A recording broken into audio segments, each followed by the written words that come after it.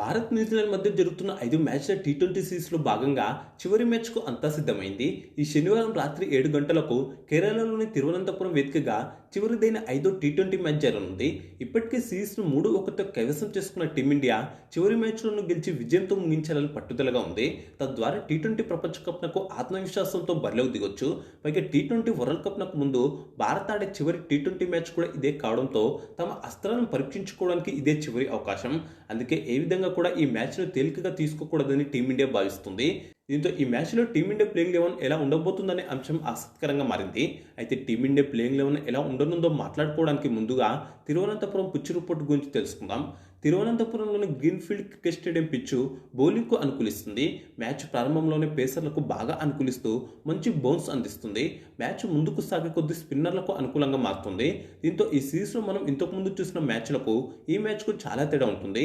మొదటి 4 మ్యాచ్ల మధ్య ఇక్కడ భారీ స్కోర్లు నమోదయ్యే అవకాశాలు లేవు. ఇక్కడ తొలి ఇన్నింగ్స్ సగటు స్కోర్ 135 నుంచి 145 మధ్యనే ఉంది. దీనిని బట్టి ఈ పిచ్చు ఎలా ఉంటుందో అర్థం చేసుకోవచ్చు. ఇక తిరువనంతపురం నగరం సముద్రానికి తీరప్రాంతం కావడంతో సెకండ్ ఇన్నింగ్స్ సమయంలో అధిక తేమతో పాటు డ్యూ తప్పనిసరిగా వస్తుంది. దీంతో సెకండ్ ఇన్నింగ్స్లో బౌలించడం అంత ఈజీ కాదు. ఇది చేజింగ్కు దిగే జట్టుకు అనుకూలంగా మారుతుంది. దీంతో టాస్ గెలిచిన కెప్టెన్ ఖచ్చితంగా ముందు బౌలింగ్ ఎంచుకుంటాడు. ముందు బౌలింగ్ చేసే జట్టు ప్రత్యర్థిని 160 లోపు కట్టడి చేయగలిగితే టార్గెట్ను ఈజీగా ఛేదించవచ్చు. అలా కాకుండా 160+ టార్గెట్ ఛేదించాలంటే మాత్రం కష్టపడాల్సి ఉంటుంది. ఈ పిచ్పై టీమిండియా ఇప్పటి వరకు 4 మ్యాచ్లు ఆడింది. అందులో 3 గెలిచి 1 ఓడిపోయింది.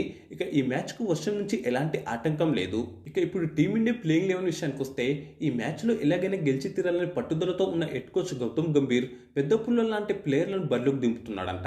వాళ్ళెవరో కాదు, ఇషాన్ కిషన్, వరుణ్ చక్రవర్తి. వీరిద్దరు ప్రస్తుతం ఎంత మంచి ఫామ్లో ఉన్నారో ప్రత్యేకంగా చెప్పనవసరం లేదు. కానీ గత మ్యాచ్లో వీరిద్దరిని ఆడించలేదు. అయితే చివరి మ్యాచ్లో బరిలోకి దింపనున్నారంట. స్పిన్నర్ రవి బిష్ణోయ్ స్థానంలో వరుణ్ చక్రవర్తి ప్లేయింగ్ 11లోకి రానుండగా జస్ప్రీత్ బుమ్రాకు రెస్ట్ ఇచ్చి అతని స్థానంలో ఇషాన్ కిషన్ను ఆడించనున్నారంట. ఈ 2 మార్పుల మినహా మిగతా జట్టు యథావిధిగా కొనసాగవచ్చు.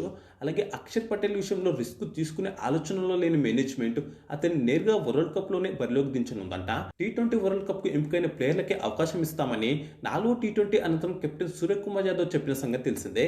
దీంతో ప్రపంచ కప్ స్క్వాడ్లోని శ్రేయస్ అయ్యర్కు ఈ మ్యాచ్ తుది జట్టులో కూడా అవకాశం దొరకదు. మరోవైపు ఫెలో ఫామ్లో ఉన్న ఓపెనర్ సంజు శాంసన్కు ఈ మ్యాచ్ అగ్ని పరీక్ష లాంటిదనే చెప్పుకోవాలి. ప్రస్తుతం టీమిండియాకు ఉన్న ఏకైక టెన్షన్ సంజు శాంసన్ ఫెలో ఫామే. ఈ సిరీస్లో ఇప్పటి వరకు 40 పరుగులు చేశాడు. కాబట్టి ఈ మ్యాచ్లోనైనా సంజు ఫామ్లోకి వస్తే బాగుంటుంది. ఒకవేళ విఫలమైతే మాత్రం టీ20 ప్రపంచ కప్లో ప్లేయింగ్ 11లో చోటు దక్కడం కష్టమే. కానీ ఓపెనర్గా సంజుని తప్పిస్తే ప్రపంచ కప్లో టీమిండియా టాప్ 3 సెట్ అవ్వడం కష్టం.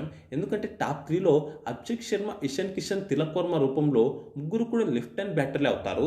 ఇది ప్రత్యర్థి బౌలర్లకు అనుకూలంగా మారచ్చు. అందుకే సంజు ఫామ్లోకి వస్తే ఓపెనింగ్లో లెఫ్ట్ రైట్ కాంబినేషన్ సెట్ అవుతుంది. పైగా మన హెడ్ కోచ్ గౌతమ్ గంభీర్ కూడా లెఫ్ట్ రైట్ కాంబినేషన్ నే బాగా ఇష్టపడతాడు. ఇక 5వ టీ20 మ్యాచ్ జరగబోయే తిరువనంతపురం స్టేడియం సంజు శాంసన్ కు హోమ్ గ్రౌండ్ లో అంతర్జాతీయ మ్యాచ్ ఆడనుండడం సంజుకి ఇదే మొదటిసారి. దీంతో ఈ మ్యాచ్ సంజు శాంసన్కు చాలా స్పెషల్. దీనికి తోడు కేరళలో శాంసన్కు భారీగా అభిమానుల ఫాలోయింగ్ ఉంది. దీంతో శనివారం సంజు అభిమానులతో స్టేడియం నిండిపోనుంది. ఫామ్లోకి వచ్చేందుకు కూడా సంజుకు ఇది మంచి అవకాశం. కానీ ఒక రకంగా ఫామ్లోకి రావడానికి తన పుట్టినింటిలో సంజు శాంసన్ అగ్ని పరీక్ష ఎదుర్కోబోతున్నాడని చెప్పుకోవచ్చు. మొత్తంగా ఈ మ్యాచ్కు టీమిండియా ప్లేయింగ్ 11 ఇలా ఉండొచ్చు.